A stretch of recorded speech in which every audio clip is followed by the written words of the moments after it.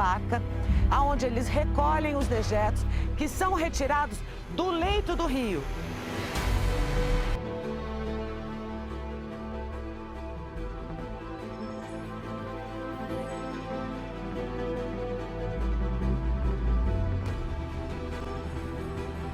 Resíduos descartados de forma inadequada na cidade e também na região metropolitana de São Paulo acaba, de um jeito ou de outro, vindo parar no Pinheiros.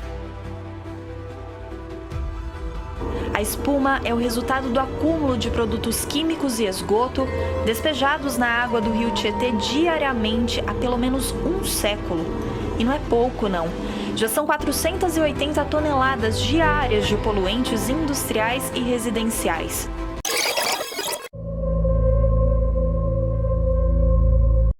O uso dos rios sempre teve em seu fundamento a expectativa de suprir as necessidades dos homens, ou seja, de favorecer o desenvolvimento econômico e social.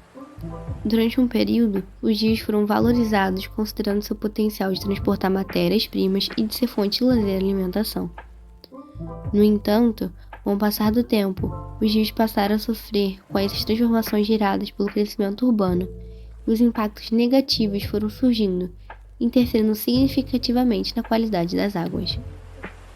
Houve então a substituição da visão de um rio como essencial e estruturador da paisagem para a visão do mesmo como insalubre e causador de desastres ambientais. O rio torna-se um elemento não só esquecido, mas desejado de ser ocultado, e tal ruptura faz com que em muitos lugares, o curso das águas fosse alterado, sendo o rio canalizado e até mesmo encoberto. Há, no entanto, uma outra forma de se relacionar com o rio. Os povos tradicionais se submetem ao rio e fundamentam sua vida social, subsistência e habitação, de acordo com o que o corpo d'água oferece em cada fase, invertendo a lógica convencional. Nas comunidades indígenas, há o respeito pela sazonalidade dos corpos hídricos, entendendo que essas mudanças precisam ser respeitadas e são naturais.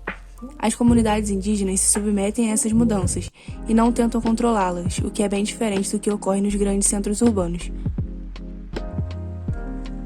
Percebe-se que há uma epistemologia dominante, que ao se colocar como única e verdadeira, apaga as demais. A relação com os rios, na epistemologia europeia, é determinada em prol das necessidades humanas e desconsidera a perspectiva indígena de que os rios são a base social e de que os homens devem servi-los. Sendo assim, a seguir serão apresentados alguns exemplos de práticas que vão contra o pensamento hegemônico e que evidenciam outros caminhos e formas de se relacionar com os rios que se diferem da epistemologia europeia dominante.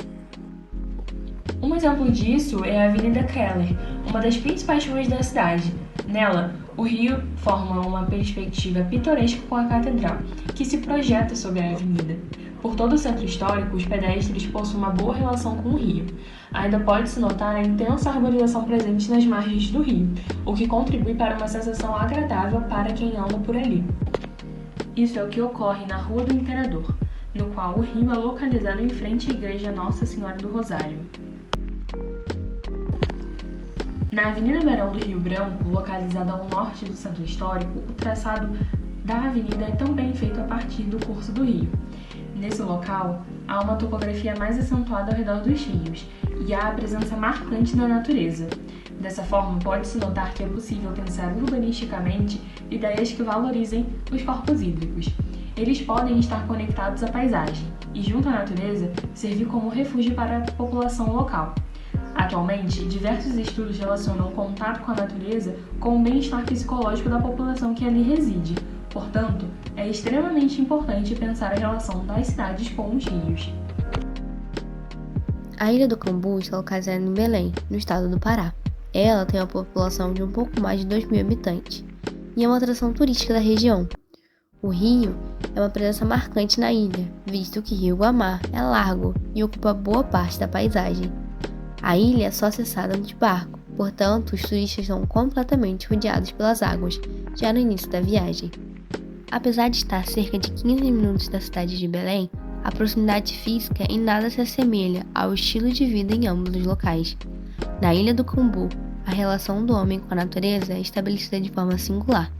Ali, as águas carregam histórias e são a forma como a população se organiza. É o rio que dá sentido a toda uma vida ribeirinha, e eles têm significado afetivo para todos que estão à sua margem. Muitas moradias são sobre palafitas e a preservação da cultura revela resistência. Dessa forma, pode-se perceber como a maneira que os rios são tratados em muitos lugares é inadequada. Os rios não podem ser esquecidos e ocultados, mas devem estar integrados na vida da comunidade local. A forma indígena de entender o rio nos dá uma nova visão sobre os corpos hídricos, e a partir disso, pode-se pensar em novas formas de se relacionar com os rios. Os corpos hídricos não servem apenas aos interesses da cidade, mas devem também serem servidos. Através dos exemplos citados, é possível observar que existem novos caminhos possíveis para integrar os rios às comunidades, especialmente em ambientes urbanos.